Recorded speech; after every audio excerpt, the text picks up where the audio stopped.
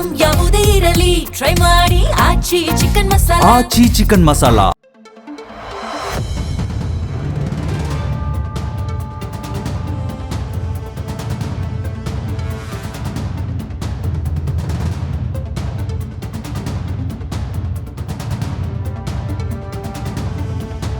ಇಡೀ ದೇಶವನ್ನೇ ಬೆಚ್ಚಿ ಬೀಳಿಸಿದ್ದ ತಮಿಳುನಾಡಿನ ತೂತುಕುಡಿ ಜಿಲ್ಲೆಯ ಸಾತಂಕುಳಂನ ತಂದೆ ಮಗನ ಕಸ್ಟೋಡಿಯಲ್ ಡೆತ್ ಪ್ರಕರಣಕ್ಕೆ ಸಂಬಂಧಿಸಿದಂತೆ ಮಧುರೈ ಜಿಲ್ಲಾ ನ್ಯಾಯಾಲಯ ಸೋಮವಾರ ಐತಿಹಾಸಿಕ ತೀರ್ಪು ನೀಡಿದೆ.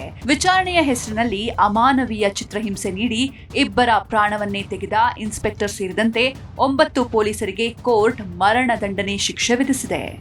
ಏನಿದು ಪ್ರಕರಣ ಅಂತ ನೋಡ್ತಾ ಹೋಗೋದಾದ್ರೆ 2020 ಜೂನ್ 19ರಂದು ಕೋವಿಡ್ ಲಾಕ್ಡೌನ್ ನಿಯಮಗಳನ್ನು ಉಲ್ಲಂಘಿಸಿ ನಿಗದಿತ ಸಮಯಕ್ಕಿಂತ ಹೆಚ್ಚು ಕಾಲ ಮೊಬೈಲ್ ಅಂಗಡಿ ತೆರೆದಿದ್ದಾರೆ ಎಂಬ ಸುಳ್ಳು ಆರೋಪದ ಮೇಲೆ ವ್ಯಾಪಾರಿ ಪಿ ಜಯರಾಜ್ ಮತ್ತು ಅವರ ಪುತ್ರ ಜೆ ಬೆನೆಕ್ಸಿ ಅವರನ್ನ ಸಾತಂಕುಳಂ ಪೊಲೀಸರು ಬಂಧಿಸಿದ್ರು.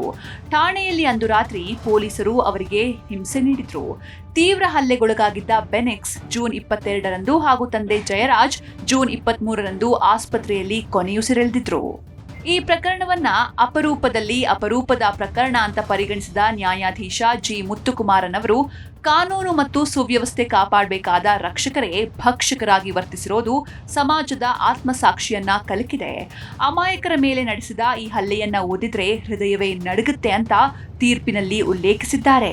ಶಿಕ್ಷೆಗೊಳಗಾದ ಪೊಲೀಸರು ಸಂತ್ರಸ್ತ ಕುಟುಂಬಕ್ಕೆ ಒಟ್ಟು 1.40 ಕೋಟಿ ರೂಪಾಯಿ ಪರಿಹಾರ ನೀಡಬೇಕು ಅಂತ ಕೋರ್ಟ್ ಆದೇಶಿಸಿದೆ. ಈ ಪ್ರಕರಣದಲ್ಲಿ 9 ಪೊಲೀಸರಿಗೆ ಗಲ್ಲು ಶಿಕ್ಷೆಯಾಗಿದೆ.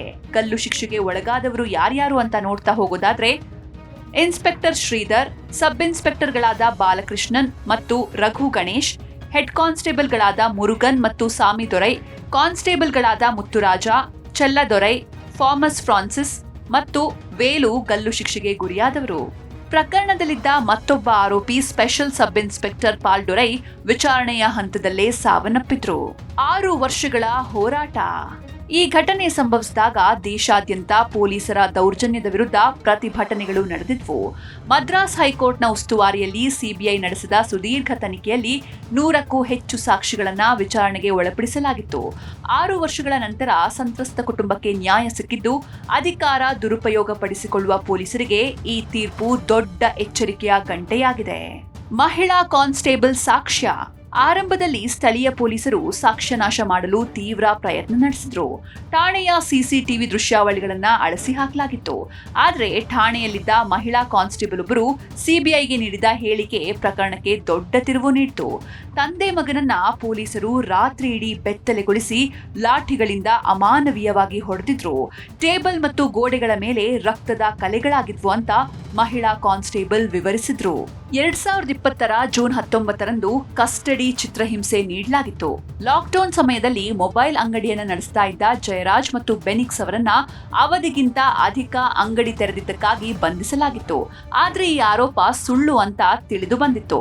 ಇಬ್ಬರನ್ನ ಸಾತನಂಕುಲಂ ಪೊಲೀಸ್ ಠಾಣೆಗೆ ಕರೆದೊಯ್ಯಲಾಗಿದ್ದು ನಂತರ ನ್ಯಾಯಾಂಗ ಬಂಧನಕ್ಕೆ ಒಪ್ಪಿಸಲಾಗಿತ್ತು. ಕೆಲವೇ ದಿನಗಳಲ್ಲಿ ಇಬ್ಬರು ಸಾವನ್ನಪ್ಪಿದ್ರು. ಪೊಲೀಸ್ ಠಾಣೆಯಲ್ಲಿ ರಾತ್ರಿ ಇಡೀ ಇಬ್ಬರ ಮೇಲೆ ಹಲ್ಲೆ ನಡೆಸಿದ ಕಾರಣದಿಂದಾಗಿ ಸಾವನ್ನಪ್ಪಿದ್ದಾರೆ ಅಂತ ಸಂಬಂಧಿಕರು ಆರೋಪಿಸಿದ್ರು. ಗುದನಾಳದಲ್ಲಿ ರಕ್ತಸ್ರಾವವಾಗ್ತಾ ಇತ್ತು. ತೀವ್ರ ದೈಹಿಕ ಕಿರುಕುಳ ನೀಡಿರುವುದನ್ನ ದೇಹದಲ್ಲಿರುವ ಇತರೆ ಗಾಯಗಳು ಸಾಬೀತುಪಡಿಸಿತ್ತು. ಅದಾದ ಬಳಿಕ ಮದ್ರಾಸ್ ಹೈಕೋರ್ಟ್ ನಿರ್ದೇಶನದ ಮೇರೆಗೆ ರಾಜ್ಯದ ಸಿಬಿಸಿಐಡಿಯಿಂದ ತನಿಖೆಯನ್ನ ವಹಿಸಿಕೊಂಡ ಕೇಂದ್ರ ತನಿಖಾ ದಳ ಅಥವಾ ಸಿಬಿಐ ಈ ಪ್ರಕರಣಕ್ಕೆ ಸಂಬಂಧಿಸಿದಂತೆ 10 ಪೊಲೀಸರನ್ನ ಬಂಧಿಸಿತ್ತು. ಬಂಧಿತರಲ್ಲಿ ಒಬ್ಬ ಇನ್ಸ್ಪೆಕ್ಟರ್, 2 ಸಬ್ ಇನ್ಸ್ಪೆಕ್ಟರ್ಗಳು ಮತ್ತು ಹಲವಾರು ಕಾನ್ಸ್ಟೇಬಲ್ಗಳು ಸೇರಿದ್ರು. ಈ ಪ್ರಕರಣದಲ್ಲಿ ಈ ಪೊಲೀಸರುಗಳು ಆರೋಪಿಗಳು ಅಂತ ಸಿಬಿಐ ಸಾಬೀತುಪಡಿಸಿದೆ. ತನಿಖೆಯ ಸಮಯದಲ್ಲಿ ತಂದೆ ಮತ್ತು ಮಗನ ಮೇಲೆ ರಾತ್ರಿ ಇಡೀ ಹಲ್ಲೆ ನಡೆಸಲಾಗಿದೆ ಅಂತ ಮಹಿಳಾ ಕಾನ್ಸ್ಟೇಬಲ್ ಸಾಕ್ಷ್ಯ ನುಡಿದಿದ್ರು. ಠಾಣೆಯಲ್ಲಿ ಟೇಬಲ್ಗಳು ಮತ್ತು ಲಾಠಿಗಳಲ್ಲಿ ರಕ್ತದ ಕಲೆಗಳಿವೆ ಎಂಬುದು ತನಿಖಾಧಿಕಾರಿಗಳಿಗೆ ತಿಳಿದು ಬಂದಿತ್ತು.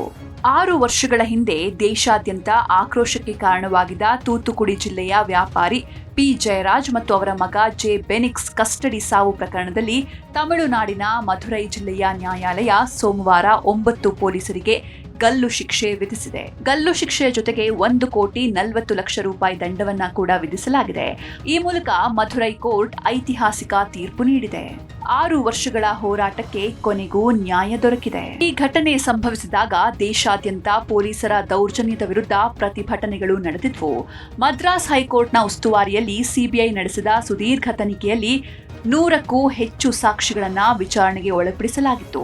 ಬರೋಬ್ಬರಿ 6 ವರ್ಷಗಳ ನಂತರ ಸಂತ್ರಸ್ತ ಕುಟುಂಬಕ್ಕೆ ನ್ಯಾಯ ಸಿಕ್ಕಿದ್ದು, ಅಧಿಕಾರ ದುರುಪಯೋಗ ಪಡಿಸಿಕೊಳ್ಳುವ ಪೊಲೀಸರಿಗೆ ಈ ತೀರ್ಪು ದೊಡ್ಡ ಎಚ್ಚರಿಕೆಯ ಗಂಟೆಯಾಗಿದೆ.